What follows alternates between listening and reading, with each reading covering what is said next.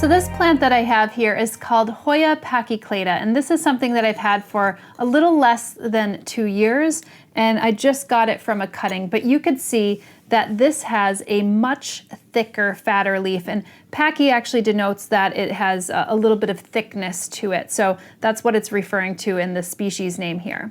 Now this plant is actually native in Southeast Asia, so Laos, Thailand, you know, that general region.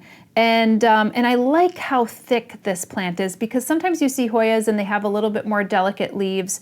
They're probably a little bit more fickle. This is one that could withstand a little bit more sunlight. So I actually have this growing about 3.5 feet away from my southwest facing window, and it's actually under a grow light, although not directly under a grow light. It's a little bit further down.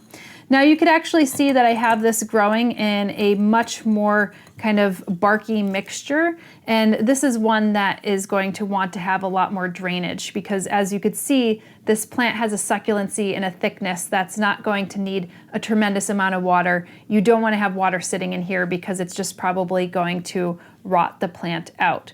Now, if you want to propagate this plant, you could already see there's all these little aerial rootlets that are kind of growing up along the stem.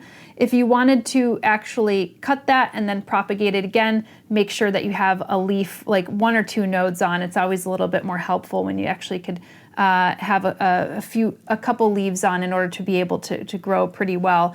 But you'll also notice that this doesn't have a chlorophyllous stem. I mean, obviously if you cut it, there's going to be some greenness in there, but I find that sometimes ones with a little bit more of a chlorophyllous stem can actually root up a little bit easier, even if you accidentally knock off a leaf tip. So Hoya globulosa is like that. Very easy to knock off a leaf, but because it has this chlorophyllous stem, it will actually start putting out another leaf.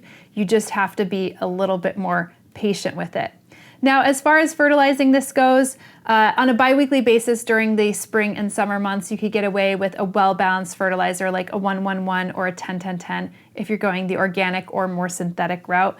And otherwise, since growing this plant, I've only had it, like I said, for a little less than 2 years, and I haven't had any problems, no pest pressures whatsoever with it.